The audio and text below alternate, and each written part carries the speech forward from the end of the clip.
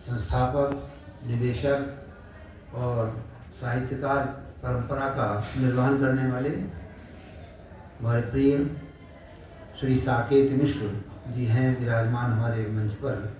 मैं उनसे अनुरोध करूंगा कि वो अपने उस थोड़े समय में आदरणीय गुप्त जी को स्मरण करेंगे। संस्मरणों के माध्यम से मैं उन्हें आमंत्रित करता हूँ। प्रिय साकेत जी।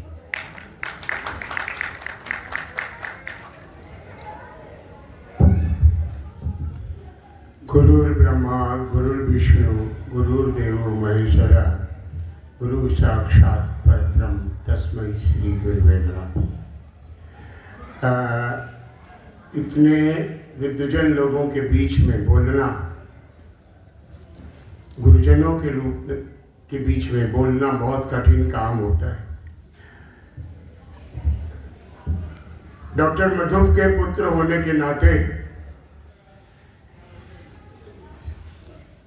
साहित्यकारों की सेवा का मौका, उनको पानी पिलाने से लेके उनके चरण दबाने तक, खाना बना के खिलाने से लेके चाय पिलाने तक का पूरा मौका मुझे आज तक भी मिलता रहा है। यहाँ हमारे पिताजी के ग्रंथों में सभी लोग शोभायमान हो रहे हैं। डॉक्टर दीक्षित की आदरणीय हमारी, उनको बहन कहते थे मेरे पूज्य पिताजी, विद्यामोदन सिंह जी को शीतकांत जी हमारे चाचा हुए। तो एक रिश्ता है हमारा आप सभी लोगों से, और उस रिश्ते में मैं बहुत ही एक छोटा कण हूँ जिसको चरण रज कहते हैं। मैं वही पढ़ा हूँ और वही चाहता। आज एक संस्मरण डॉक्टर साहब का बताना चाहता हूँ कि मैं इलाहाबाद विश्वविद्यालय, जब इंटर कॉलेज से निकलने के बाद मैं इलाहाबाद विश्वविद्यालय पहुंचा तो पिताजी मुझे लेके गए थे। तो वहां किसी को कोई जानता नहीं था। तो मैं सबसे पहली बार एडमिशन लेने के बाद डॉक्टर साहब के यहाँ गया, वो मुझे लेके गए और मुझे उनके जैसे आज मैंने अपने पुत्र तत्पर को डॉक्टर साहब सूर्य प्रसाद दीक्षित जी के चरणों में समर्पित किया। अपने गुरुकुल के सारे बच्चों को उनके द्वारा समर्पित किया। उन्होंने मुझे उनके चरणों में समर्पित किया और मैं उनका शिष्य। हिंदी तो मेरे पास, क्योंकि हिंदी मुझे कभी अच्छी नहीं लगती थी, क्योंकि पिताजी ने इतना हिंदी में कर दिया, हमने कहा अब इससे इधर कुछ किया जाए। तो मैं प्राचीन इतिहास का छात्र रहा, पुरातत्व मेरा विषय था और डॉक्टर साहब हिंदी के विभाग अध्यक्ष थे उस समय। ये 84, 85, 86 की बात बता रहा हूँ मैं। तो मेरा डिपार्टमेंट और डॉक्टर साहब का डिपार्टमेंट सामने सामने था, बगल में लव लेन हुआ करती थी। तो मैं गया तो उस समय सबसे अच्छा छात्र वो होता था जो गुरु की साइकिल सबसे पहले पकड़ ले और उठा के खड़ी कर दे स्टैंड पे। अगर सब्जी का झोला लेकर के सबसे पहले जाके उनकी गुरु जी क्या आना है सामान, ये एक कर्तव्य, एक ये रिश्ता था एक गुरु शिष्य परंपरा का। और उन्हीं चीजों को मैं आज फिर से जो सीखा है मैंने अपने पूज्य पिताजी से लेकर डॉक्टर जगदीश गुप्त और तमाम गुरुजनों से, उस परंपरा का मैं सोचता हूं एक बार फिर से चलाया जाए। एक संस्मरण मैं आपको सुनाता हूं। जब पिछली बार हमारे सीतापुर के अंदर समारोह हुआ तो मैं वो संस्मरण नहीं बता पाया था कि आज हमारी वहां पर पत्नी बैठी हुई थी। तो लेकिन आज वो यहाँ इत्तेफाकन नहीं है तो मैं बता दे रहा हूँ।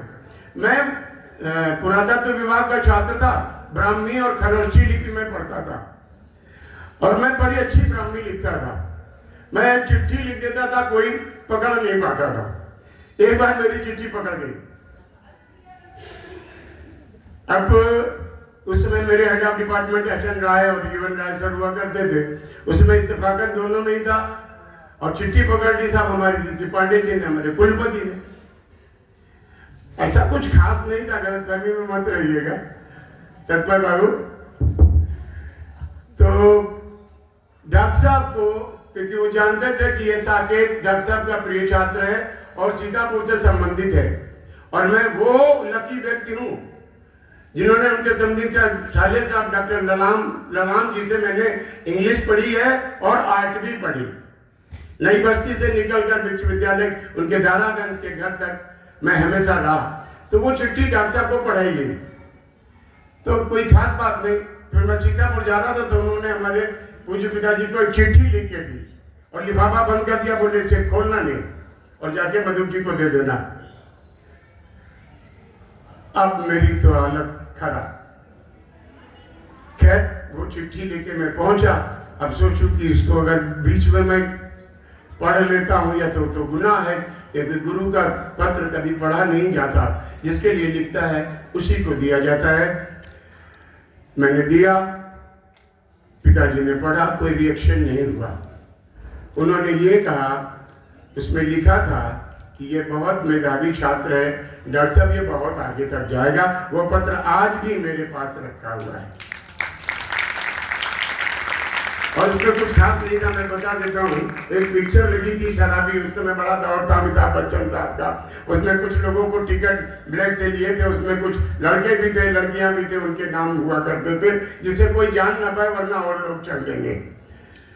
तो साहब समय कम है, डॉक्टर साहब को बोलना है, बच्चों का प्रोग्राम है, गुरुकुल से हम सभी लोग आए हैं। मेरी विनती सिर्फ इतनी है, मेरी गुजारिश सिर्फ इतनी है कि आप हमारे इन बच्चों को आशीर्वाद दीजिए जिन्होंने आज की जो जनरेशन जा रही है, मैं जान रहा हूं कि बहुत अच्छे मार्ग पे नहीं चल रही। और मेरे गुरुकुल के अंदर जो 200 बच्चे हैं, आप आइए और देखेंगे कि वो केवल सीतापुर के ही नहीं, हिंदुस्तान के सबसे अच्छे बच्चों में से गिने जाते हैं।